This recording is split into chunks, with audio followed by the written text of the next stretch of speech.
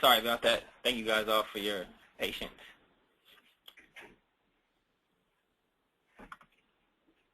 So to get started, I think it's important that we first define what the Common Core state standards are, and in doing that, talk a little bit about what standards themselves are and what they're designed to do. So state standards define the knowledge and concepts that students should acquire at each grade level. Until now, students in California had been instructed according to California-specific standards in English language arts, math, social science, social studies, etc. And now with the Common Core state standards, there will be different academic goals from kindergarten through 12th grade, mostly dealing with the subjects of math and English, and science and social studies will be forthcoming soon. These standards do not mandate how a teacher or a school must teach or deliver the content to students, but rather it only mandates what elements a teacher must include in the curriculum. So teachers can teach however they want to, but there are certain benchmarks that teachers should ensure that their students are meeting.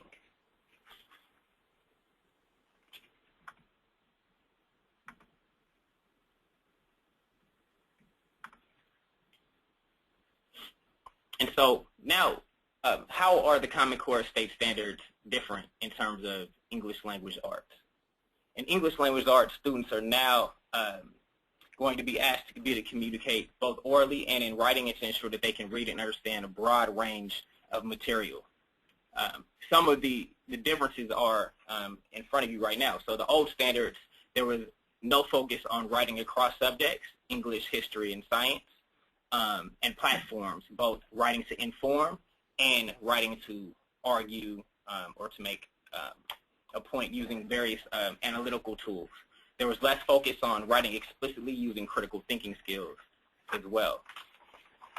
With the Common Core state standards now, there will be more focus on writing across subjects.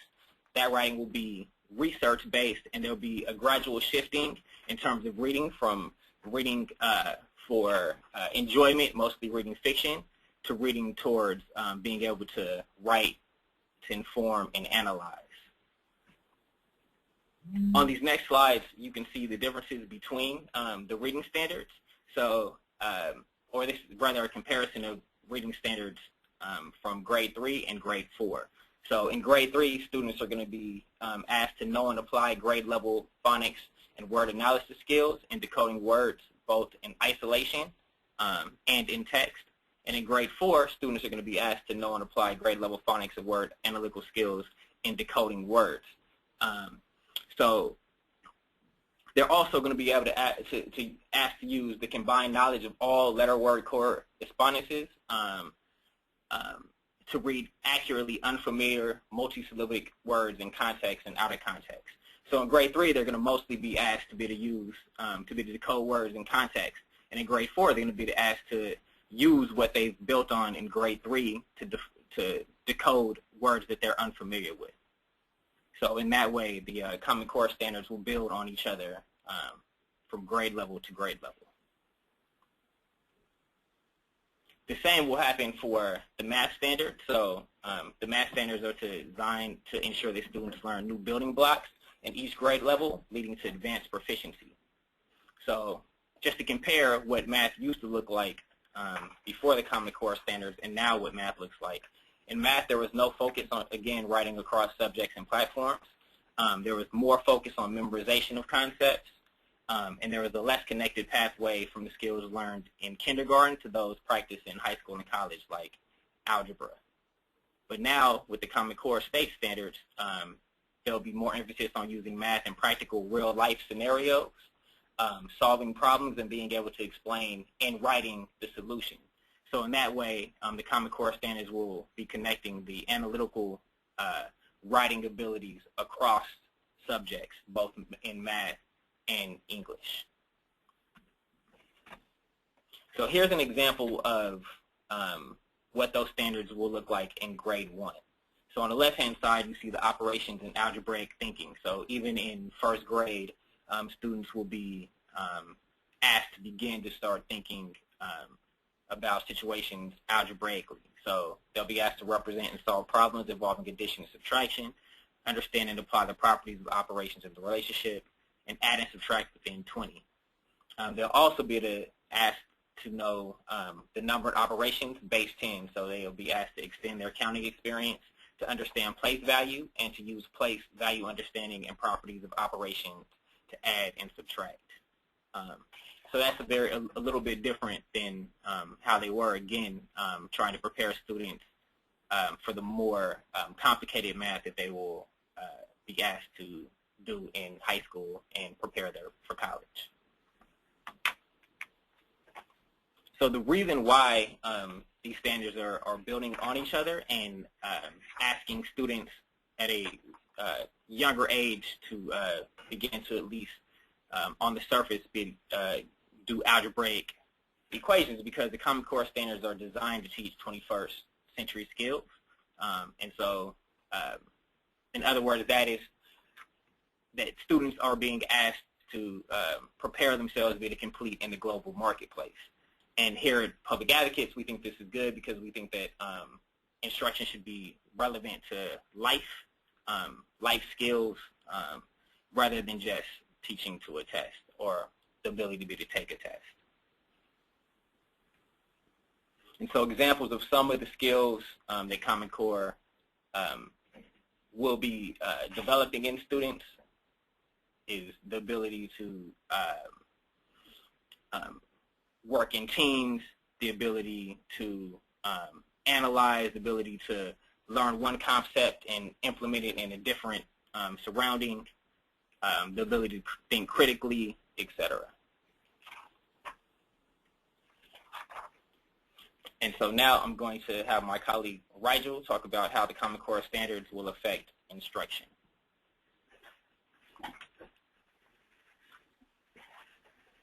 Hey everyone, thanks so much for joining us today.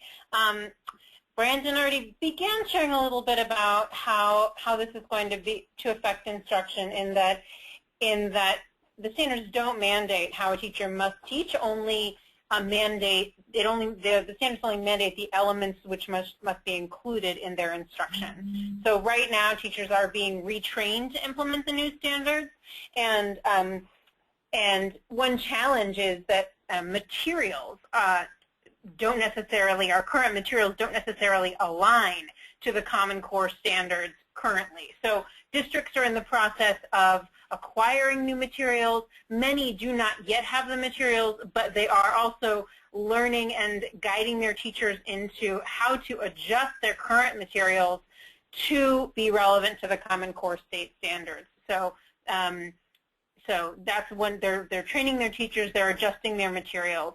I'm going to talk now about how the Common Core impacts assessment. And probably everyone has heard of the Smarter Balanced Assessment Consortium, which otherwise is known as SBAC. Here in California, we're calling it CalMap 21, or California's Measurement of Academic Performance and Progress for the 21st Century. And these tests, they are Smarter Balanced Assessments. They are aligned to the Common Core. And there was a pilot took place in California last year. A couple 100,000 students participated. This year, all California students will participate in field testing of the Smarter Balanced Assessments. Around 95% of California students will take both the math and the English language arts assessment. And this is for informational purposes only.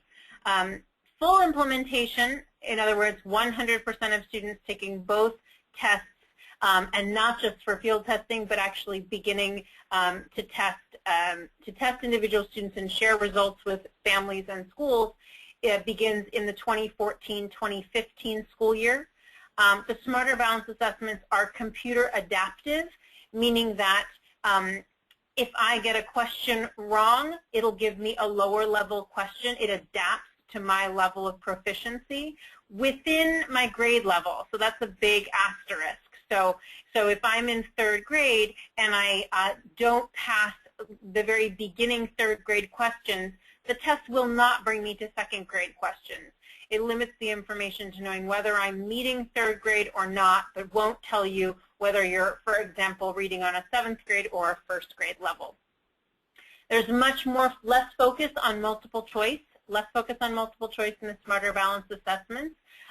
There will be more focus on writing and analysis of reading passages, more nonfiction than fiction.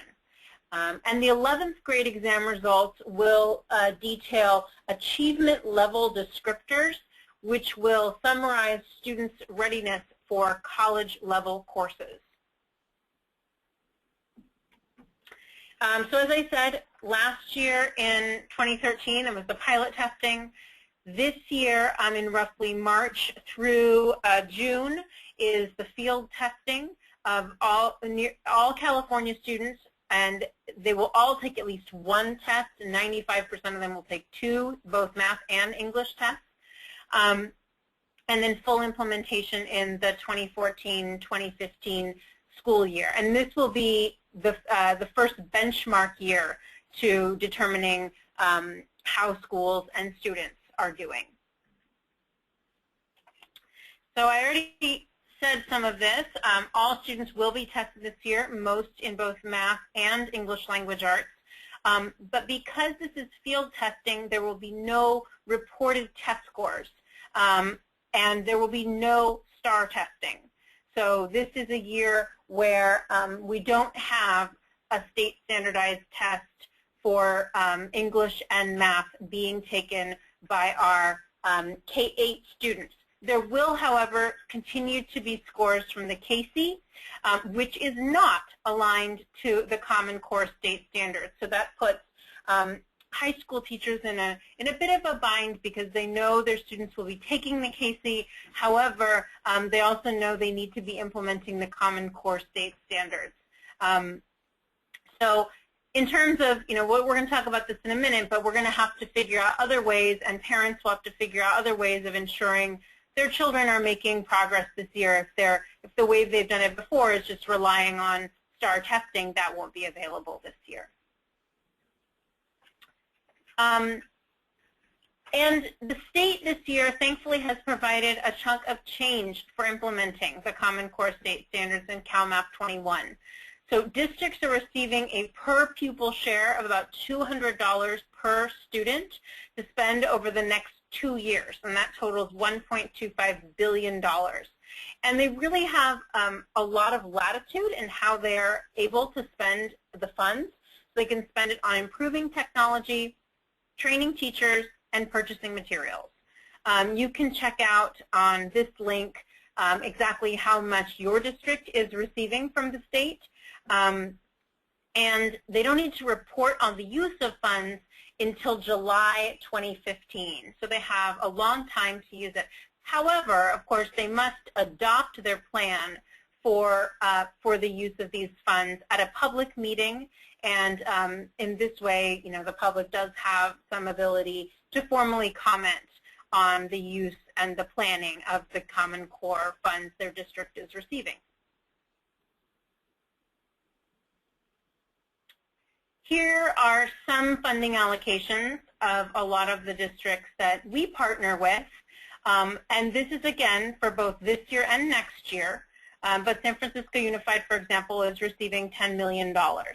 And it's important for parents and students and advocacy organizations to have a sense of these funds and how they're going to be spent, because it is parents and students and advocacy organizations that do have a good idea of where technology is needed in their district and where materials need to be replaced in their district. So it's important to watch these funds, and Brandon's going to talk more about how to do that in a few minutes. There was the Department of Education launched a technology readiness tool to determine how ready are all of California districts for implementation of the Common Core state standards and the Smarter Balanced assessments. So I wasn't explicit about this earlier, but the Smarter Balanced assessments are administered via computer, and they will be administered via computer this year during the field testing. In future years, in the first years of full implementation, there will be a paper and pencil option, but that's certainly not ideal because it means that the test will likely have to be a lot longer for a student when it's not going to be adaptive to their needs. So it's really important to know how districts are doing in terms of technological readiness. And there is some concern, right? So 50% of districts showed concern having sufficient number of administrators to support the testing. And 70% were concerned about the technological understanding of their staff.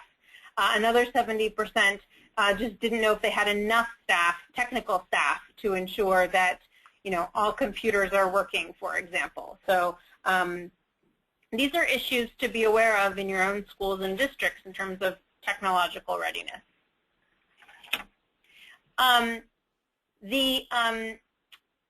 Let's see, I'm blanking on the CESESA on, let's see, state education. I'm blanking on the CESESA acronym. CESESA also implemented a survey recently about general readiness for instruction along the Common Core state standards.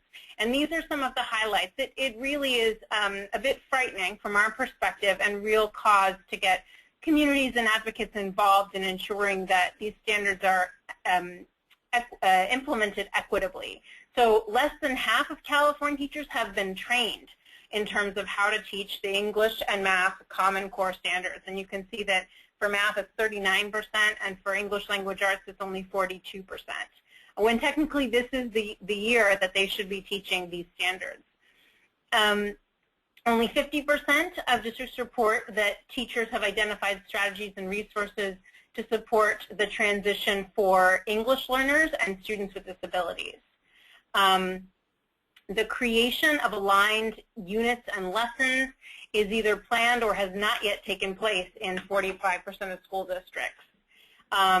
Over a third of school districts have updated their technology plan, but that still leaves 2/3 where we're concerned about their technology plan. And only 60% of districts are offering keyboarding skills to students this year. So, the modern student is really good at their thumbs and texting, but we're concerned that students know how to write efficiently and without frustration on a keyboard in order to answer the more writing-heavy Common Core questions that are going to be appearing on the Smarter Balance test.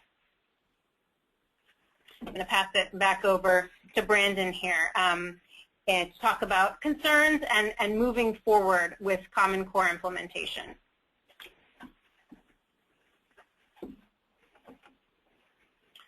Thank you.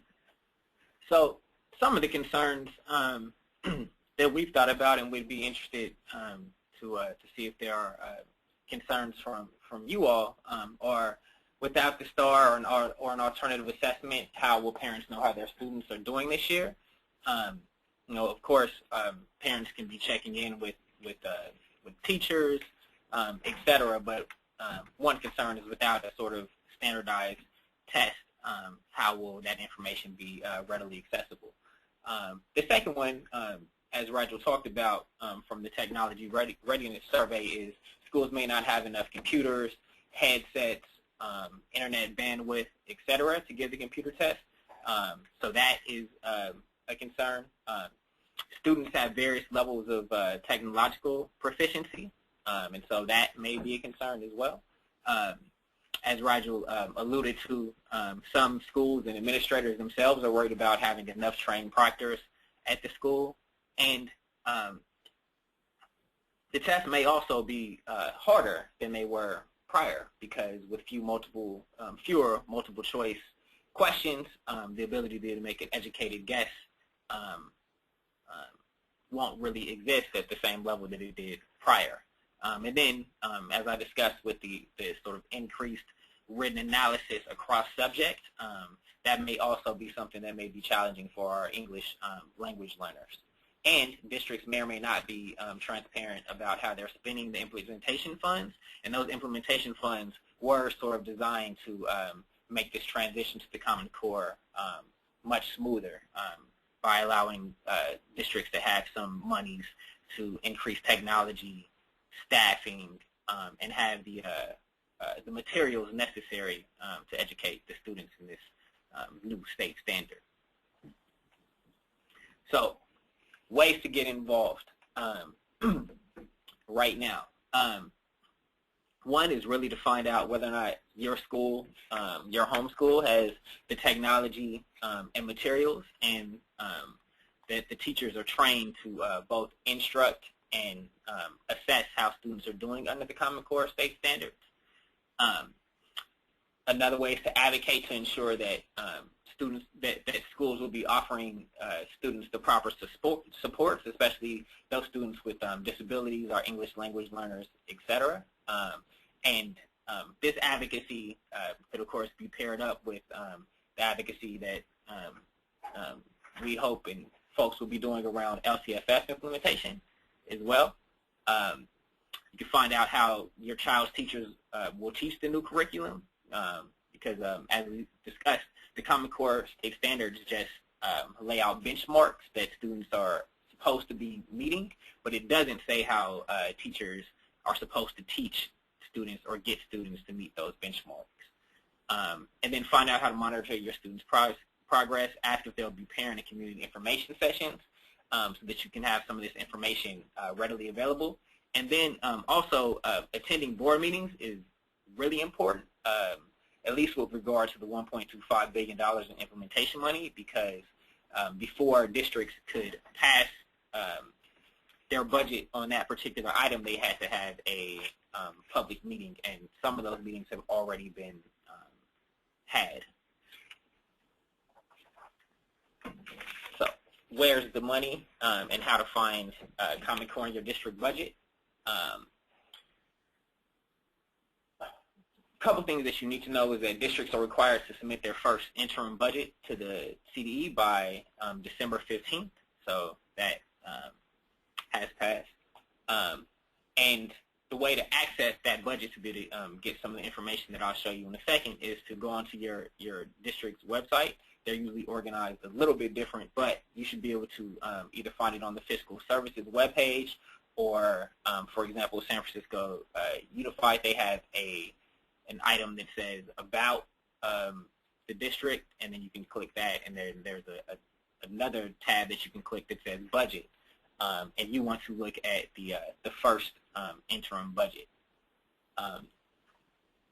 And if you give me just 1 second, I will pull up sort of how the Common Core implementation money flowed into San Francisco Unified, what it looked like when it first got there, and then how it looks on the budget now. While Brandon's doing that, I'll be the voice with no face and just share that we have had some difficulty finding these documents from districts sometimes. So if you can't find the interim budget on your school, your district's website, definitely call them and express that you are a parent or an advocacy organization working in the district, and they should be able to tell you when that's going to be posted, or perhaps just send it to you.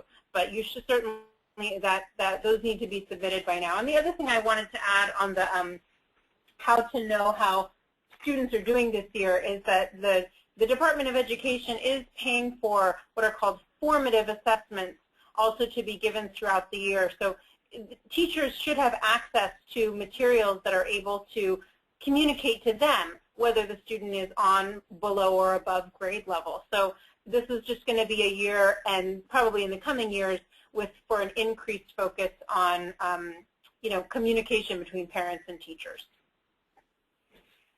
Thank you, Roger.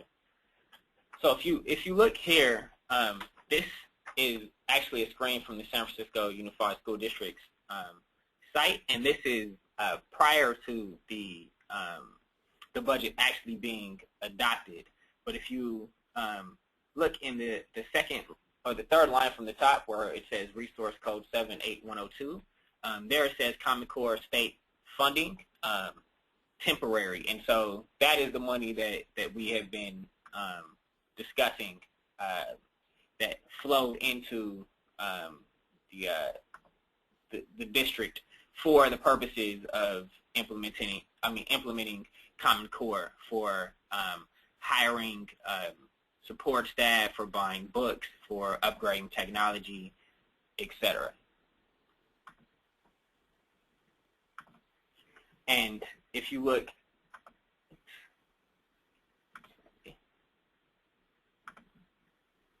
and so now on this screen, after the money comes into the district, then the money usually flows into the budget. So right here is the second interim budget, just for an example. And where Common Core funds would be under code 8590, which is all other state revenue. So it came in under this code, this resource code here, when it first flowed into the district, and then it becomes part of their revenue. So they count it under the total or other state revenue. Now, some districts have already had their board meetings, and they actually have plans delineated that show exactly how they plan to spend their Common Core money. But to be able to access those, you would need to go to their board meeting. So again, on San Francisco Unified School District's website, you can go onto their site, and there's a tab that says board meetings, and I have had to sift through various different board meetings and minutes to be able to find how some of the districts that we work with community partners in utilize or are planning to utilize these funds. So, for example, this is not one of those plans, but this is from a board meeting in San Francisco Unified School District where this item, K7, was saying that they were going to utilize some of the Common Core money for professional development for Bayview Zone educators. And so they were going to use $25,000 of that Common Core state fund implementation funds that I just showed for that particular purpose. So when we talk about ways to get involved, one of those ways is to ask your district or your school how they're using this money, and if they have already held a board meeting, when that board meeting was, if they have a plan or that plan was adopted, what is that plan and how was that money being utilized to ensure that our hardest to educate students or students who may need the extra supports will be to get those as the Common Core pilot testing rolls out and as full implementation gets ready to roll out next school year.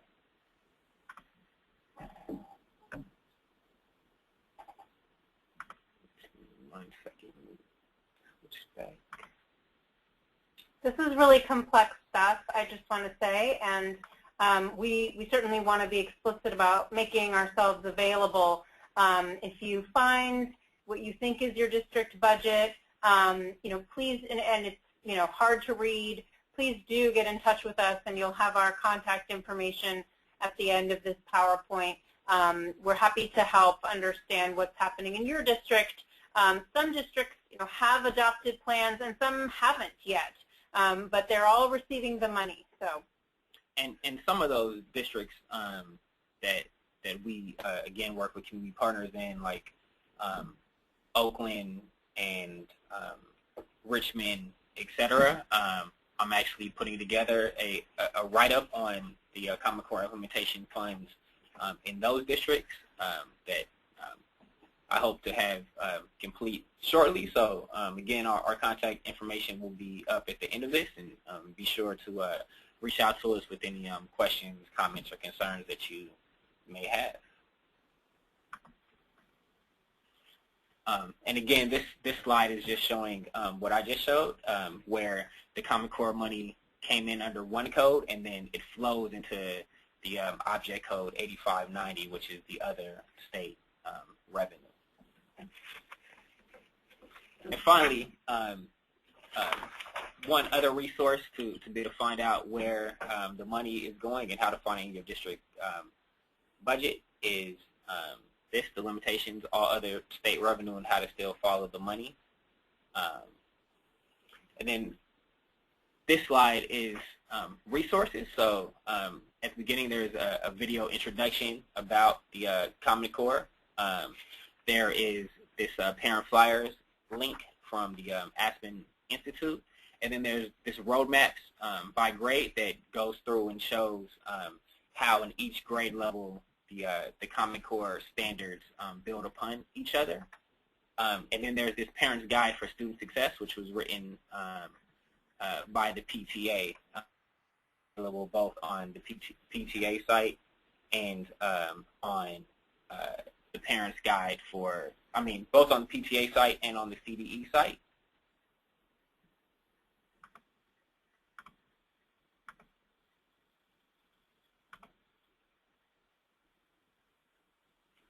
So now I just want to see if how many people on here can tell us whether or not their district has released their spending plan for implementing the Common Core state standards. So those of you who are following us live, if you guys could take this poll, that would be great.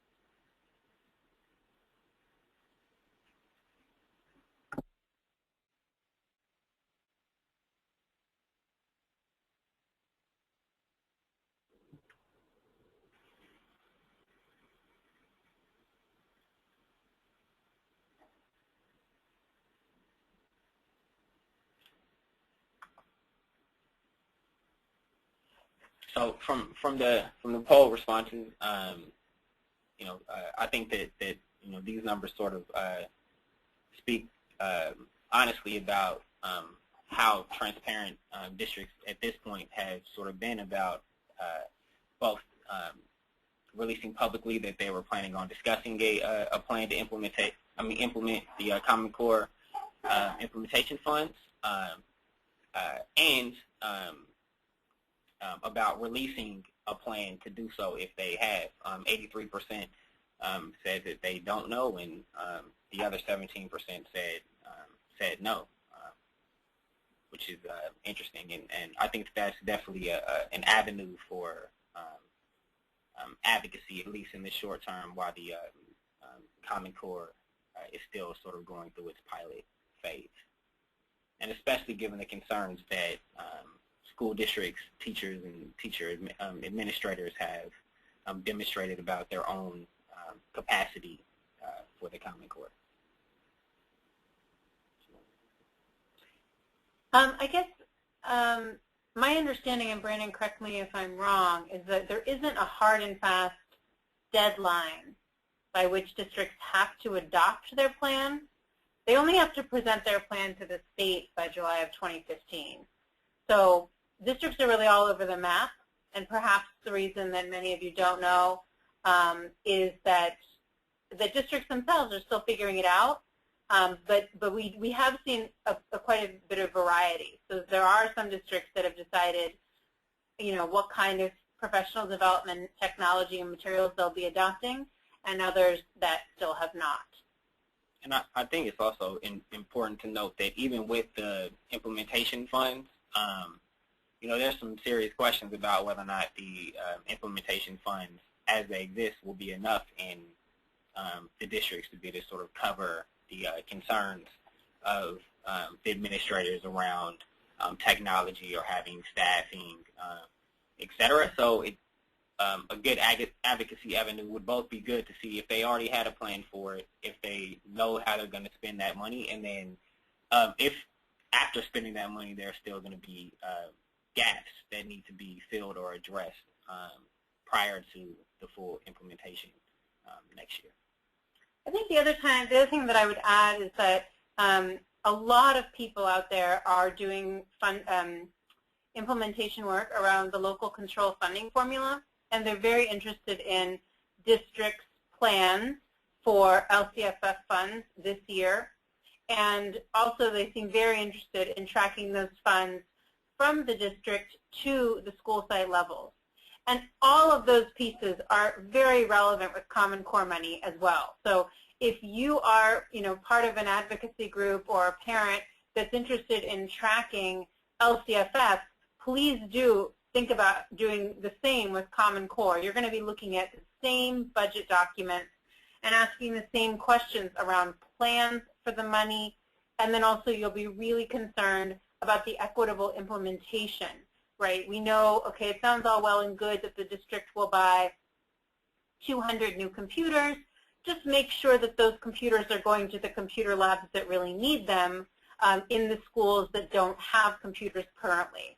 So I just want to emphasize that, I think this year of LCFF implementation, LCFF is taking the spotlight, as it probably should, but Common Core implementation is huge. It's happening now at the same time, and to the extent, you can be thinking about Common Core and Smarter Balanced implementation as you're doing your LCFF implementation work.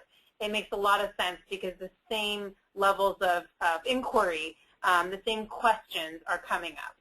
And districts should probably be considering in how they're going to formulate their LCAP and how that LCAP is going to take in consideration whether or not English language learner students need more assistance or supports in terms of how the Common Core testing will function as well.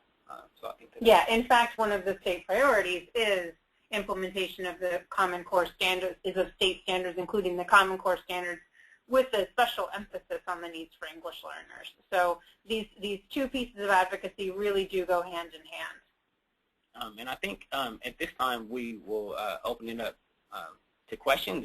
If you can chat the questions, and those of you on the phone, I will try to make it so that we can hear your guys' questions as well. While I work on that, though, if you could chat, type your question in the chat window, that'd be great.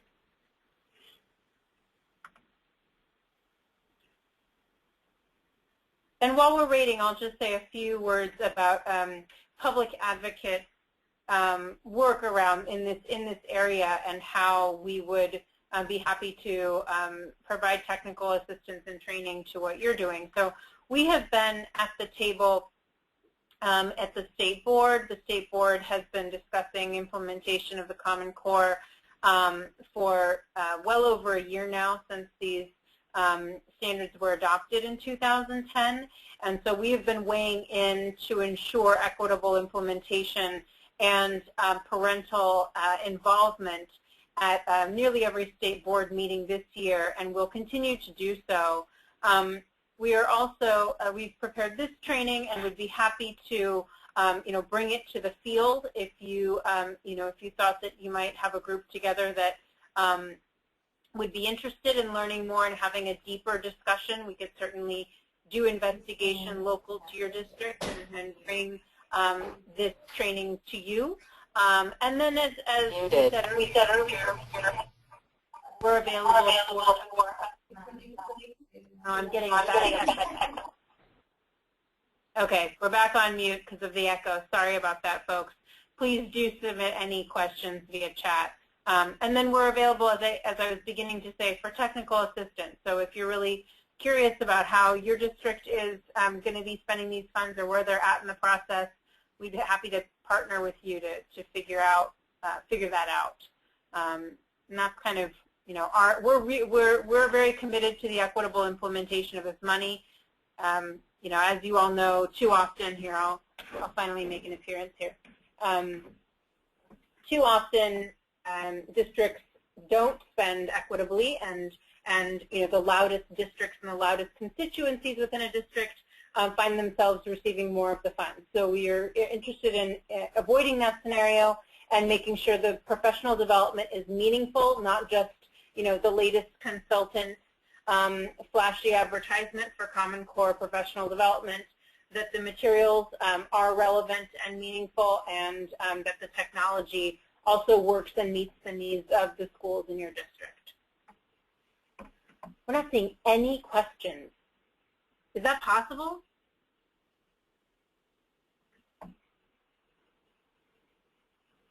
All right.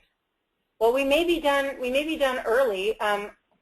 Our contact information is right here. And please feel free to email or call Brandon or myself. And if there are, we'll stay on for a few more minutes. If there are questions, feel free to type them in or give us a call or shoot us an email with those questions. And unless there's anything else, Brendan, I think we really appreciate your time today. And we will be, this is the second in a webinar series that Public Advocates is hosting this year. We anticipate our next series will be on reading budgets around LCFF. Either that or we may have to jump into the new regs, a webinar on the new regulations coming out in January. So stay tuned for